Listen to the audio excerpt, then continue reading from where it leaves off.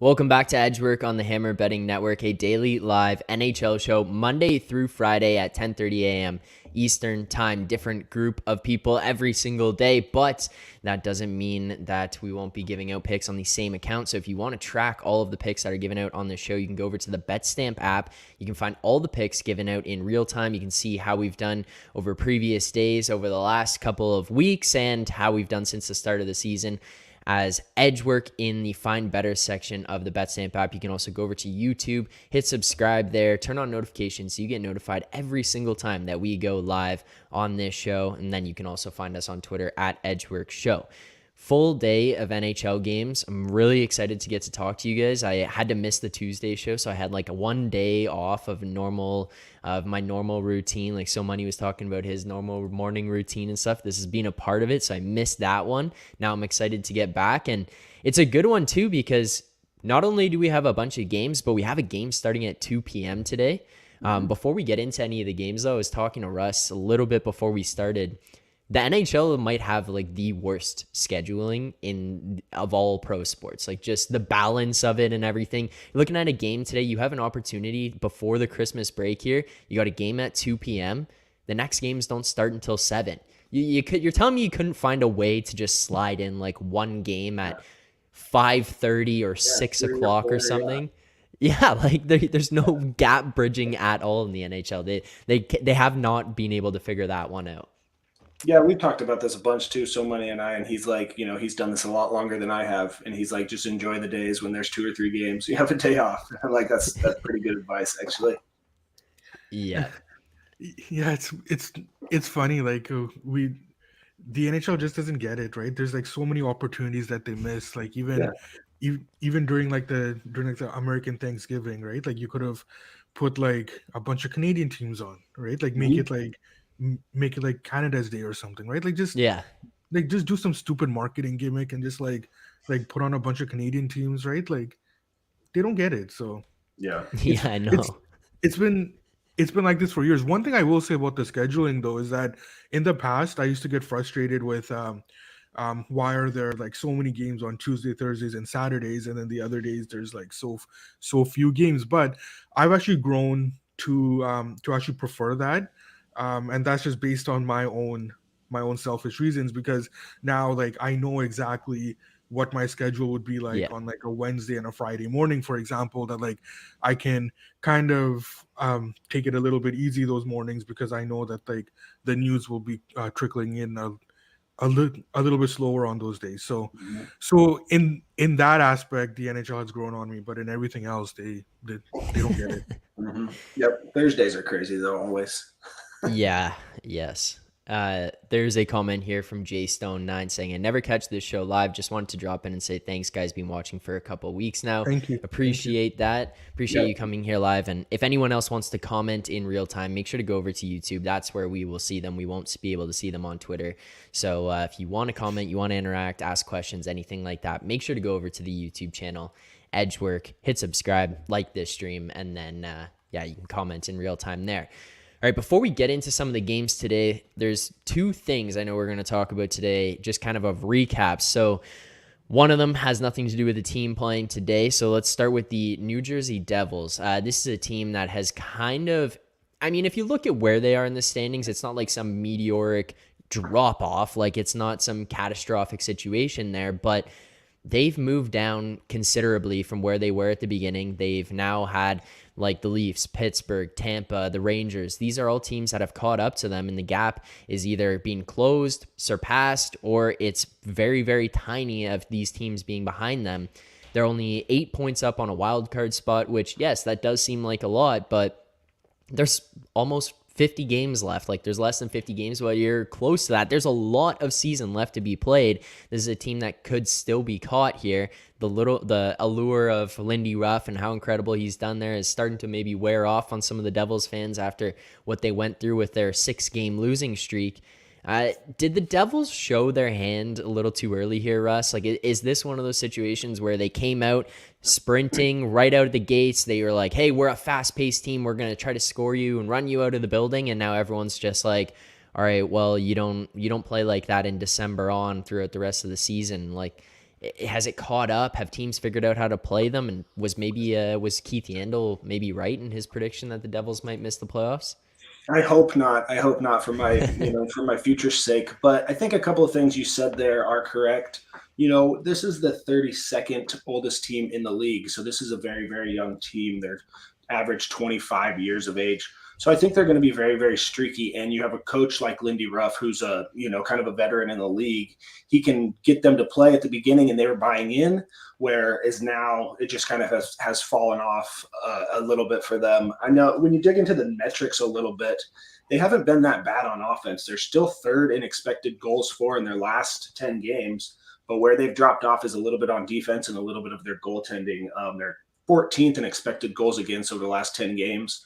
And they're just facing a ton of high danger shots. And their save percentage is down at 23rd in the league over the last 10 games, where if you looked at the metrics, the first few months of the season, they were in the top 5 in almost every metric. So I think that's the biggest thing to watch going forward is their goalies and their defense. And they just can't, they can't support it with their front. The front forwards can't support the defense that they have. Is just, they can't score enough goals. You saw the game last night. They were able to actually get some good defense in the third period and outscore the Panthers. So I do believe that it's just going to be a streaky team. Now, this is probably not a play-on team for a while, but, like we've seen with the Blues, like we've seen with some of these other teams, they'll go on a 6-game losing streak and then they'll pop off 7 in a row. So I think you just have to wait and kind of pick your spots. I'm not worrying yet just because some of their metrics still say that they're decent on offense or they're pretty good on offense still. And like I said, they're literally the youngest team in the league. So you're going to have those streaks. So I'm not panicking just yet, but I'm not looking to buy on this team for a little while now. Yeah, I agree with a lot of things that Russ has said.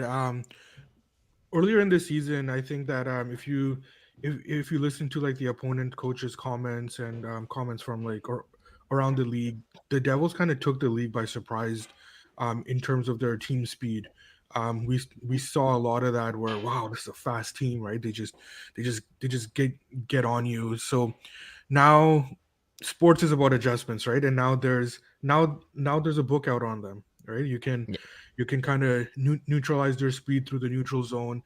Coaches have started making comments about that as well, that you kind of got to slow them down before they get started in the neutral zone, which is funny because those were the comments I was reading and hearing during the NHL dead puck era. So I found that funny. But yeah, like there's book is out, teams make their adjustments. The other thing too is that before the season, we kind of mentioned about the Devils' goaltending could be a problem, right? And Vanecek just came out, great start, and like he was outstanding after Blackwood got hurt. So I think that we shouldn't be surprised that they're kind of inconsistent and struggling on the goaltending front, because this is what we expected going into the season, and what was happening, that was the anomaly. So we need to keep that in mind. I'm not there yet in terms of worrying about the Devils missing the playoffs. Obviously, it's a possibility. If a team that was last place in January can come back and win the Stanley Cup, I think anything can happen in the standings now. So I'm not there yet, but it is something to be concerned about, especially as Russ mentioned, as their I'm looking at their trending defensive metrics Mhm. as those continue to dip, with the inconsistent goaltending that they're getting. It could be cause for concern. Yeah, this might be an over team. We played on them last night and probably should have had the win, but they have no trouble scoring and their defense is just lacking. So that's probably the angle I'll be looking to take, in the future. They kind of remind me of like a Panthers team last year, or even like an Oilers team last year, where they're trying to just outscore everybody and giving Right. up usually 3 goals a game. And I see a comment here from Don Schultz saying the Devils won that game last night after losing a Yeah, D-man very early. Mm-hmm. But that Florida team just continues to be interesting to me. I know we're not talking about Florida right now, but like the Devils go in there, they beat Florida 4-2, and it's just that Florida team. I just feel like they should be a better than they are right now, but I guess it's just can't really get things clicking. And you add some new pieces that were some major changes to the team. You kind of got to expect that that's going to be the case with them. Another team, a team that's playing here tonight. It's not necessarily about them, but more so in regards to comments that a coach had made. If you were a fan of the Toronto Maple Leafs, you probably had seen this one, and depending on your type of reaction and fandom, you had some mixed emotions to it. I personally just didn't care. I thought it was funny, and like John Cooper's allowed to say whatever he wants. I thought it was pretty open and honest, so I appreciated the comments, but John Cooper mentioning that after it was a tough game for Tampa in Toronto, where Toronto basically just took it to them the entire night. Tampa was only able to get 19 shots on goal against the Leafs. 11 of those, came in the third period, which is expected when you're trailing to a team. So you're going to kind of start to pour it on and turn things up at that point. But John Cooper basically comes out and says, we were here 3 days early in Toronto, and that won't happen again. So, Money, what did you make of those comments from the Lightning head coach? I loved it. And I wouldn't even take that as like being as being offensive, that like we're not giving Toronto enough credit. If I were a Leafs fan, like I'd be proud that, like, yeah, so look, we actually do have we have a big home ice edge here, right? Back 50, 60 years ago, when the Canucks used to be relevant, um, there was there was a nightclub in Vancouver. Yeah, It was the called the Roxy. Roxy, right? So Friday nights, players would go to the Roxy. Saturday night, they'd come play here, and they'd have the Roxy flu. I thought it was great, right? It was a testament to my city that, yeah, like, you come into my city and like you can't get up for your games because like partying in our city is more important than like getting up for your game. So I wore that as like a badge of honor for my city, right? Because that was home ice advantage. Now, of course, like, I'm sure players can party right up until the games, and like they come to Vancouver and still win 5-1. So now it doesn't matter. But as a Leafs fan, like I I wouldn't take offense to that at all. I think it's great. Yeah, that's just sensitive Toronto fans who Especially with feel they're anything not that getting the comes with the credit. Lightning. Yeah, Yeah. exactly. Yeah, sure. Yeah, I don't know. I had no problem with the comments. I thought they were funny, and he basically came out to, if you watch the rest of that thing, that press conference he had, he's saying, you know, we that's the same Leafs team, that they played the same way, and Yeah. they're missing guys, and we came out and laid that one. We were here 3 days early. Like, that's just, it's not happening again. Well, it is what it is. You take advantage of it. You can only play who's in front of you, and if they're going to come out here off a 3-day bender or whatever it was that got them into that position, then take advantage of it. So it's good for the Leafs there. But the Leafs do face off today against the Philadelphia Flyers, coming into Toronto for a 2 p.m. game. It's the next gen game, if you're not familiar with that or from Toronto. Basically, it's early afternoon game. They get all the school kids out there to the game, and they have young reporters and all that kind of stuff to inspire the next generation. But the last time that I remember watching this game was when Mitch Marner had that absolutely insane game against the Carolina Hurricanes at home, where they were blowing leads and then coming back and having crazy scoring battles against them. This game today, you're looking at a Leafs team that had just snapped the 2-game losing streak against Tampa. It was an incredible game that they played. It was just an all-around good hockey game from the Leafs, from a defensive standpoint, goaltending, offensive, like everything was clicking. And then you're looking at a team coming into Toronto here who doesn't even know what they want to do. The owner doesn't want to tank. The GM doesn't know whether or not he does want to tank. And the coach openly thinks he is tanking. He just goes out and scratches his top scorer, his leading scorer in Kevin Hayes. And then you want to talk about interesting post-game or press conferences. He brings Kevin Hayes back to the lineup, and then they ask Torts about it, and he gets all pissy about it and is like, oh, I'm not answering Kevin Hayes questions. This isn't the Kevin Hayes update. It's like, well, I mean, you kind of are the coach. You scratched him, you brought him back, and you're refusing to comment on it. I feel like at some point there should be some responsibility on you to say something, but you're looking at this game here today. Toronto, again, massive favorites against the Flyers, minus 315. The Flyers coming in plus 272, best price that I was seeing available. Russ, you're looking at this game here today. Is this kind of just are these numbers where you kind of expected them to be for the Leafs matching up against the Flyers? Yeah, I don't have a ton to be said on this game. When you're looking at the numbers side, I make Toronto right around minus 300, 310. So there's no edge for me there. I think you could argue that there's a little bit of a narrative angle of the Leafs coming off of a massive game against the Lightning, in which you could tell they had that game circled on the calendar. They were up for it. They were very, very ready. So maybe this is a little bit of a letdown spot coming off of that. But I mean, you'd have to be very, very brave to step in front of this Leafs team and play this Philadelphia team. I mean, like you said, just two teams that are completely opposites. I've got the Flyers 28th in my power rankings and the Maple Leafs as 4th in my power rankings. With that being said, I think that if there was an angle to actually look at in the game, it would be the under, just because Carter Hart's been playing absolutely amazing, and it looks like we're going to get Samsonov in goal for the Leafs. So I would lean that way. I don't, especially with it being an early puck drop. It's like 2:00. So I think maybe there could be some lackadaisical play there. Some just get the win and get out of there for the Maple Leafs, like a 4-1, a 3-1 finish. So I would lean the under, but I won't have a play in this game, I don't think. Yeah, I think you'll see money on the under coming in here very soon. Yeah. To say that. But yeah, I agree with Russ. I like the under here if you can get if you can get plus money. I like the under. Concern is that Philadelphia, I don't worry about Toronto defensively. They're an elite defensive team, but Philadelphia has been struggling a lot defensively in terms of the high danger chances they're giving up, and their other metrics defensively continue to be on the decline.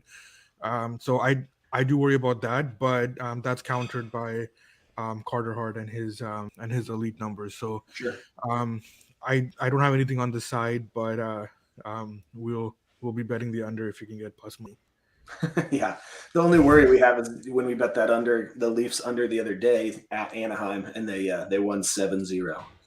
Yeah. Like, we know the Leafs defense is good, but yeah, Russ, we're not talking about that game. I had to bring it up. That was rough, man. That was rough. Right. No, I mean, he's right though. That's the angle. I mean, I would think a 4-1, even a 3-0 game is doable. And honestly, it seems like the worst you could do here is a push. Like it looks pretty good to me. All right, so no play in that one, no official play, but leaning under, especially if you can get plus money on that game. So keep an eye out, watch the board if you can get anything before stuff moves there.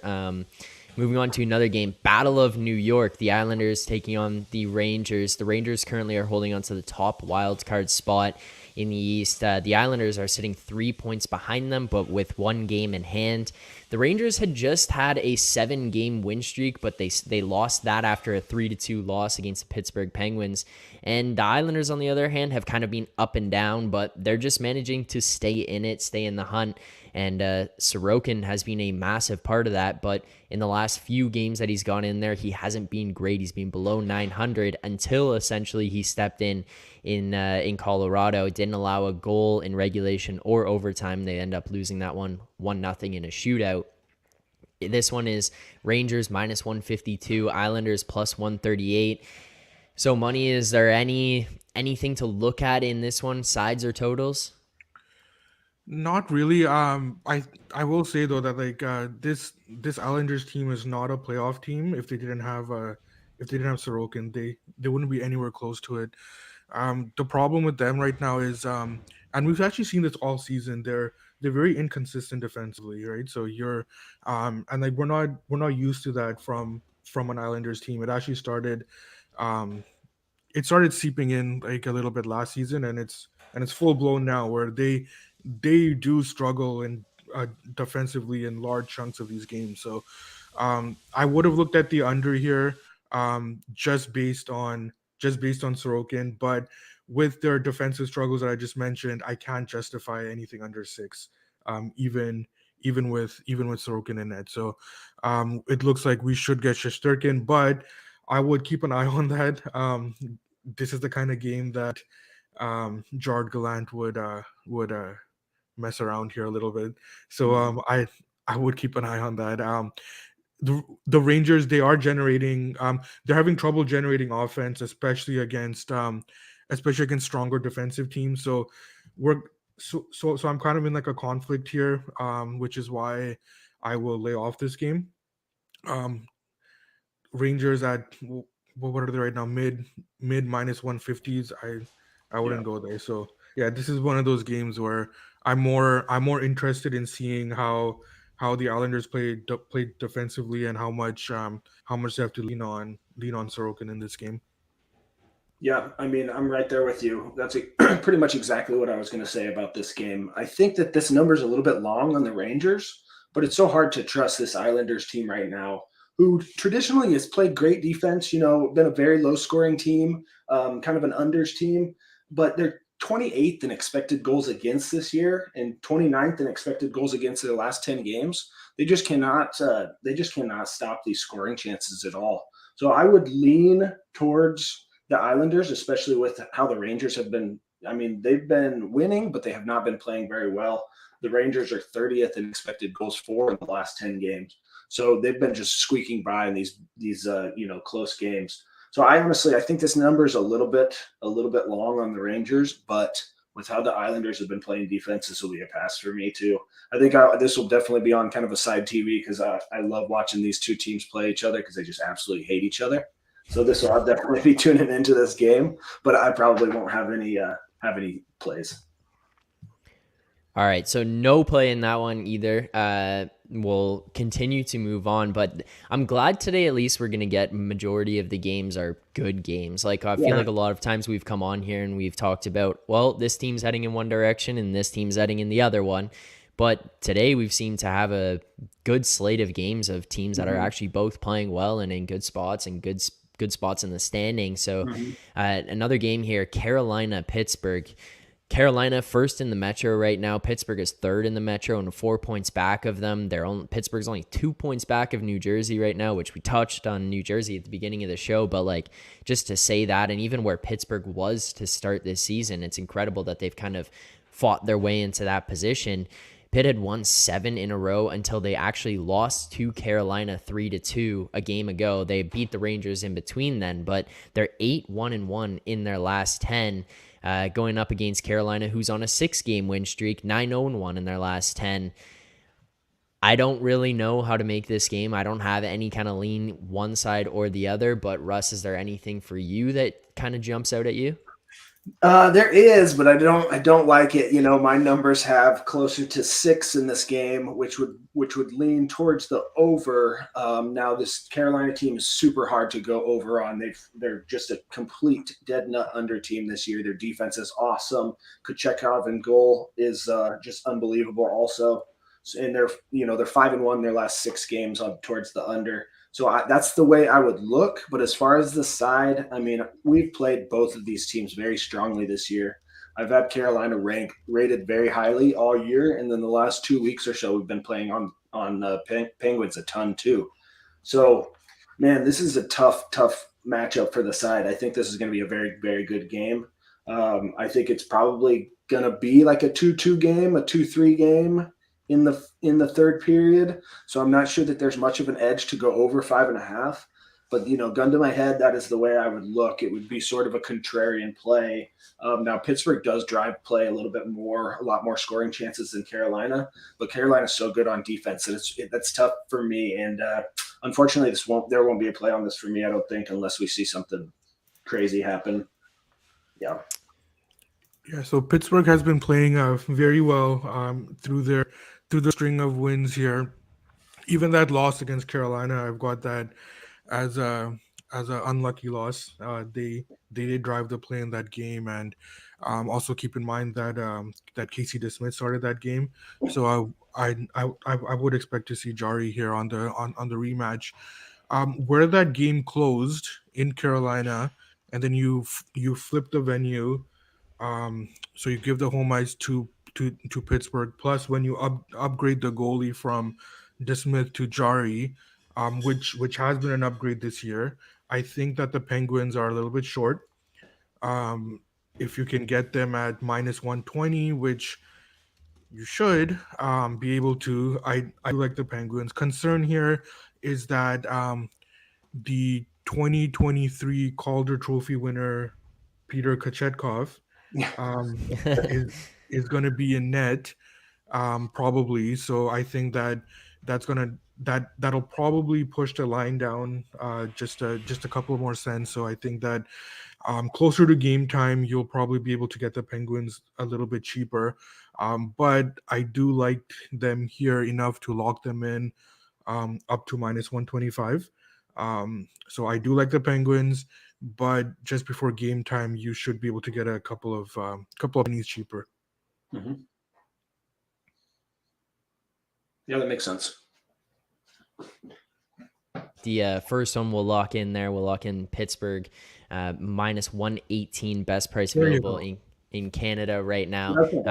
And then keep an eye out for that one. See if maybe there's anything that moves closer to game time. But lock that in on the BetStamp app. You can find all the picks that are given out on this show in real time, and you can find them after, see how we're doing, and see which picks we have for that night. If you missed the morning show, on the BetStamp app in the Find Better section as Edgework there.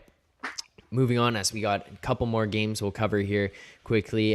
Boston, Winnipeg. Boston is just an absolute, I don't want to use the word because I kind of do because it's Boston, but remember when Chris Johnson called the Montreal Canadiens a juggernaut, and then they fell off the face of the earth and had to fire their coach and completely change everything around. But Boston has been a juggernaut so far to start this season.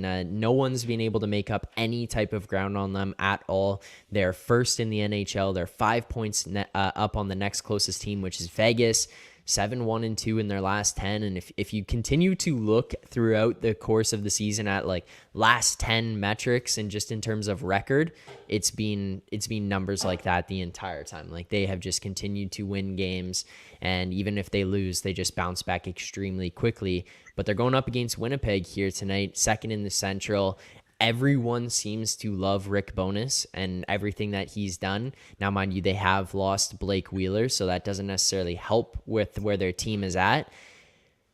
Winnipeg is still 7-3-0 in their last 10. And in this matchup here tonight, Boston is coming in as a heavy favorite against Winnipeg, -225 best price, +210 for Winnipeg best price. So money, is this one priced accurately for this? You're taking into account some of the guys missing and what may go on in net. Yeah, I think that I think you nailed it. The first thing we need to make sure is that who's going to be starting for the Jets. I believe that Hellebuck should be back, but that's something that has not been officially confirmed yet. Yeah, I think you've nailed all of it. I will say that Boston's 7-3 win against Florida. I think that that was a little bit of a deceiving score.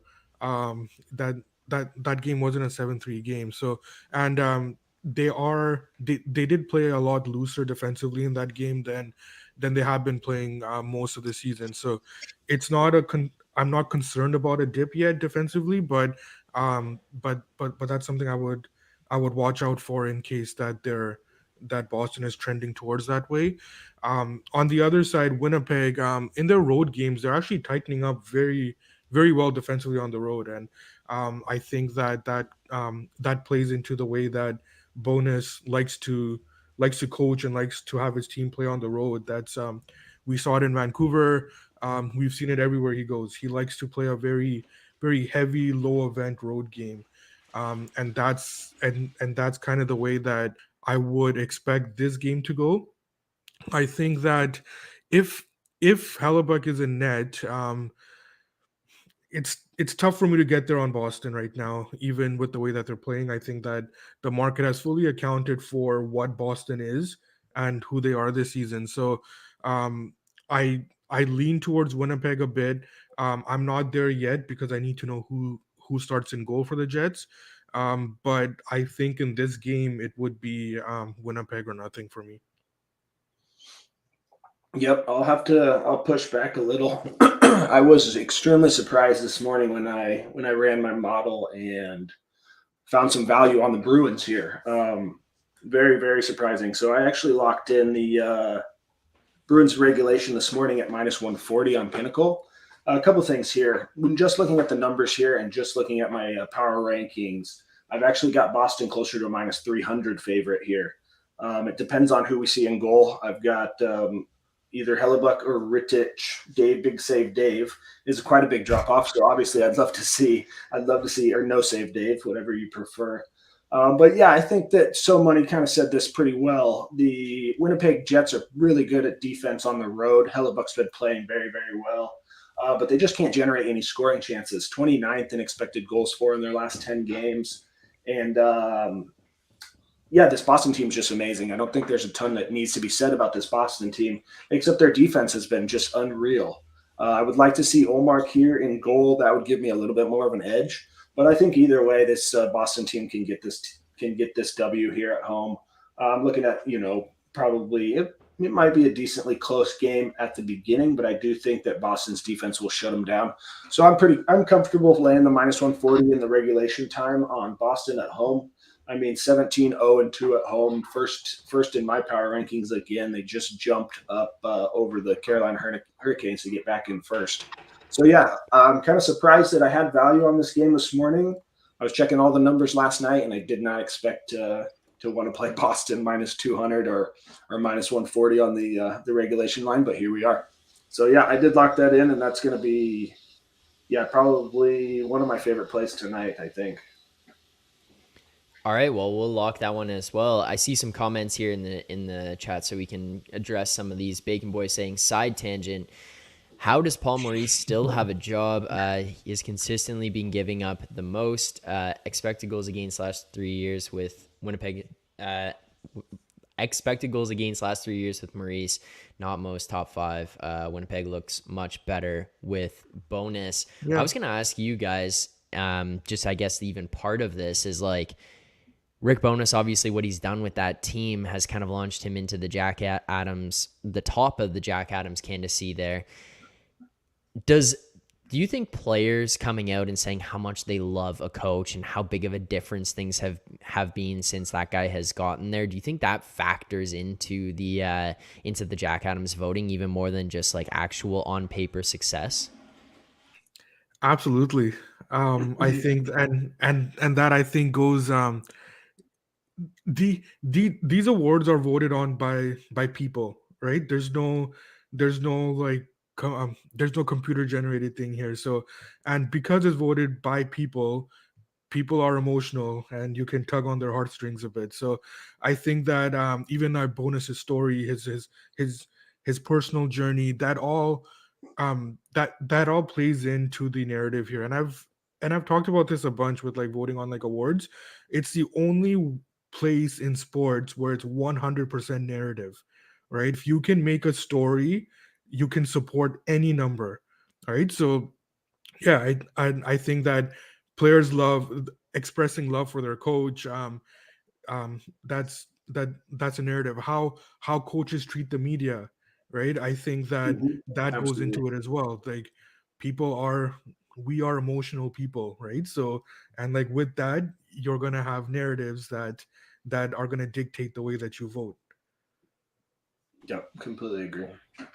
Yeah, I just found it kind of interesting. It's like even the flip, as Bacon Boy's talking about, like how much better Winnipeg's been with Bonus as opposed Yeah. to Paul Maurice. And then you kind of just look at, yeah, they've done incredibly well. And some of that has to do with the fact that Hellebuck had an off year last year, and that Yeah. doesn't play well into their season, but him turning Mm-hmm. things around makes things easier on the coach there. And Mm-hmm. then on top of that, all these guys coming out saying how much they love Rick Bonus and they would run through a wall for Rick Bonus and stuff.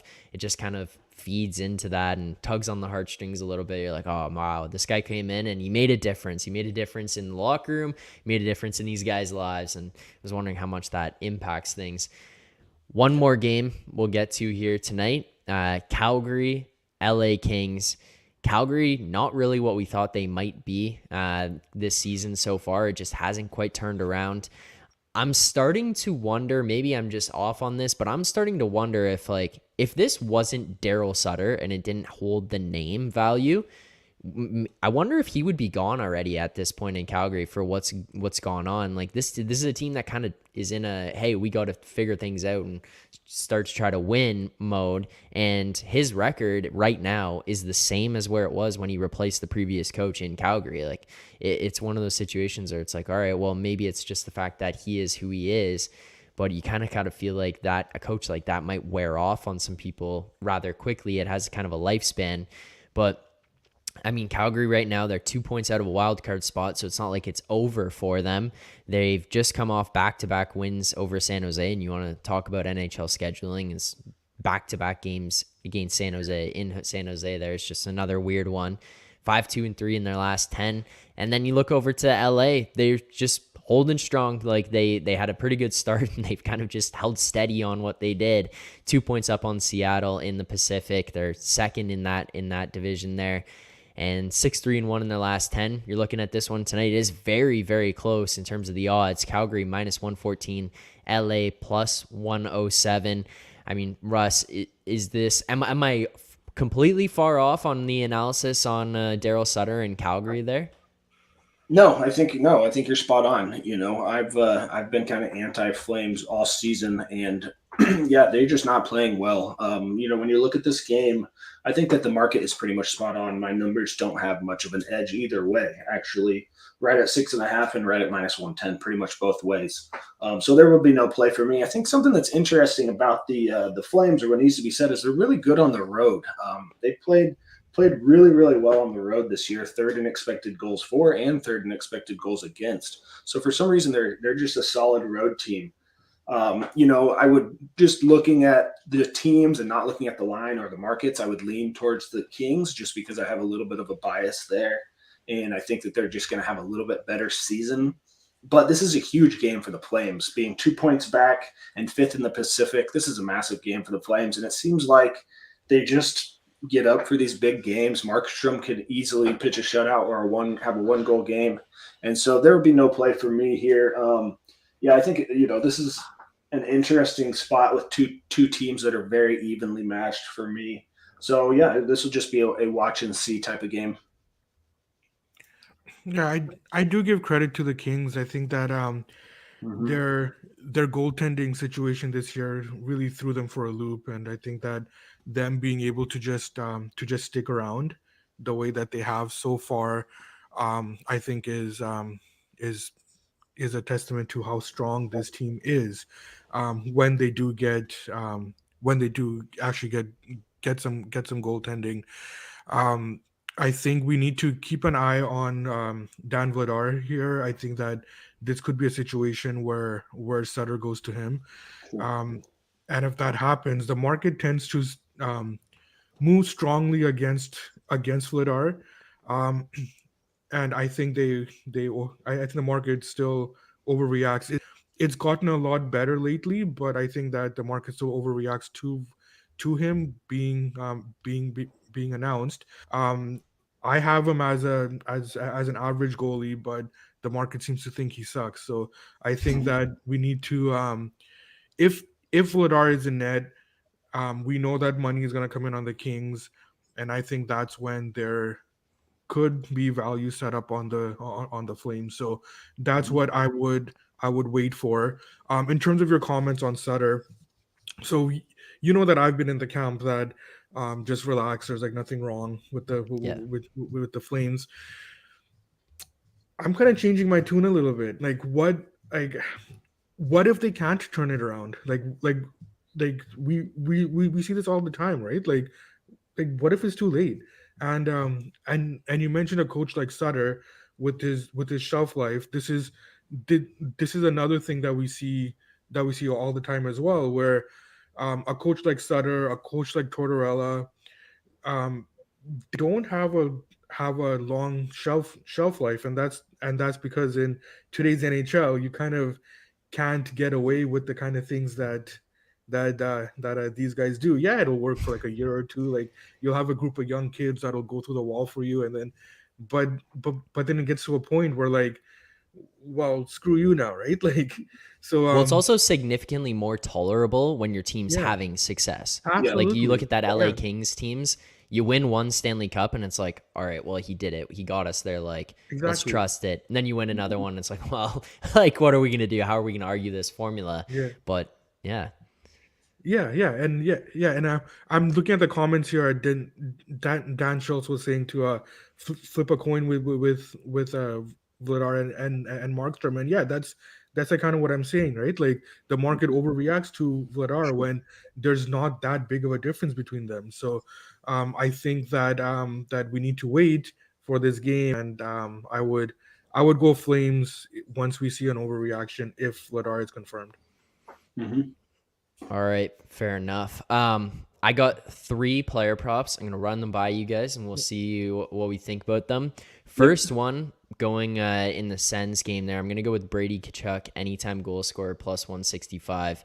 This guy is just ever since he had that like the game where people were coming out after him calling him a Keith Tkachuk. I believe it was the game against the Rangers a couple weeks ago where he was just a physical force and scored multiple goals and stuff. He's been creating offensive opportunities at a high rate. His goals hasn't necessarily caught up to the amount of chances that he's been generating. I feel like that will kind of start to come around. So Brady Tkachuk, anytime goal scorer plus 165. Are there any no-nos on that one? Nope, I like it. I like it. Actually, I have that game circled. If we see Talbot in net for the Sens, that will probably be a play for me. So I would, I love Brady Tkachuk. I think that's a fantastic play, especially the plus 160, 165. Yeah, let's do it. All right. I got another one here. It's John Tavares, anytime goal, plus 160. Playing with Mitch Marner, like you're looking at a guy who is an elite playmaker in the NHL. You get opportunities to go out there on that first power play unit, which is just loaded up with skill and offensive-minded players. And then I know that we're talking about Carter Hart and how good he's been, but I think that this Flyers team is just not that good. This Leafs team has traditionally gotten up for these next-gen games and played pretty well in them. Now, that doesn't really hold much into like how the game will go, but more just an energy kind of feeling. I feel like John Tavares could be a guy to be involved in this. And then the other part of it is why I like the number is you can find them on Caesars at this plus 160, and it's well above market. Like you're looking around at 140s, 135s elsewhere on him. So John Tavares plus 160 anytime goal. Yeah, I think if you're getting an off market number, right, you got to do it. There's no not to bet on an off market number. All right, and then the last one here, this one will be a smaller unit play, like a quarter or maybe half unit play on this one. But Calle Yarncroke, anytime goal, and somewhat similar to what I was saying about Tavares, but he's also playing on that line. He gets some resurgence back in here. He just comes back from injury. He looked pretty good in that Tampa game. Like he kind of fits along. He had started to get some goals under his belt before he suffered his injury. And then right now you can find him for plus 380, which is like very, very good relative to rest of market right now. For Calle Yarncroke, anytime goal, playing on that second line. I think he's going to get some good opportunities to do it. He does get some time on the second power play if that second power play unit ever goes out on the ice. So Cali Yarncroke plus 380 for like, I don't know, let's say a quarter unit on that one. Sure. Yeah, if we get that, if we get that 4-1, 5-0 game from the Leafs like we're kind of expecting, then I think both of those are pretty solid looks. Look at those All right, well, prices, like the difference in those prices, eh? Shop yeah, around. I know. I think if we're getting that kind of number when That's when like the crazy. market's looking like that, like yeah, do it. Yeah, that's Yeah. nuts. That was so. I was feeling like that might be a good one.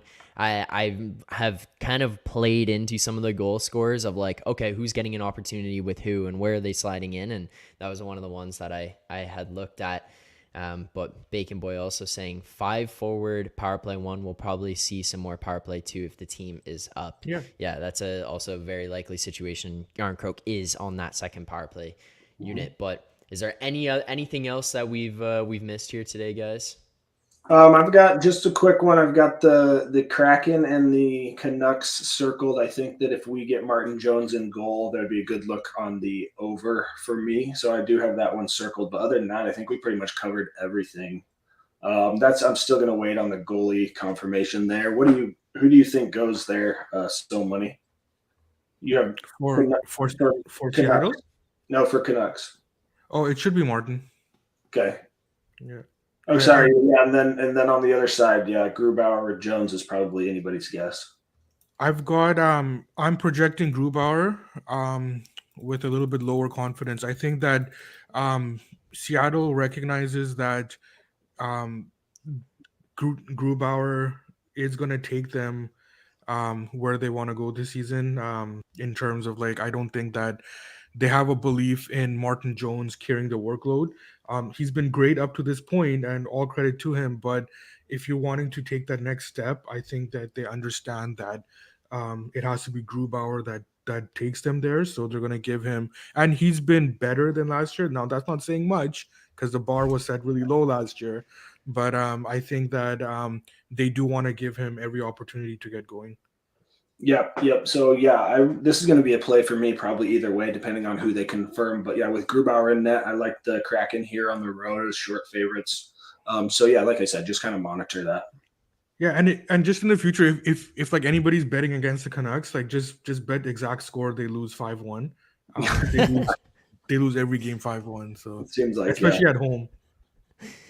All right, there you go. So, Money, is there anything else that we're missing? No, I'm good. There hasn't been any breaking news either. So yeah, weird show today. Yeah, it's good. Yeah, everything as expected. Yeah. All right. Well, thank you to everyone who tuned in here today on the Edgework Show. If you were following along on Twitter, make sure to go over to YouTube, hit subscribe on the Edgework channel. You can turn on notifications by clicking the bell, and you get notified every time that we go live on this channel. You can also hit like on this stream. That helps us a lot. Get out there in the YouTube algorithm, helps other people see the show. So if you could do that, that would also be greatly appreciated. And if you missed this one, or you're just catching up at the very end here, you can find us on podcasting platforms after the show goes live. You'll find it up there in about half an hour to an hour. So make sure to go and subscribe to us or follow us on whatever podcasting platforms that you use. Thank you to everyone who tuned in here today. So Money, Russ, good luck on your bets tonight, and we'll see you guys next Thursday. Awesome. Yep. Good luck, guys.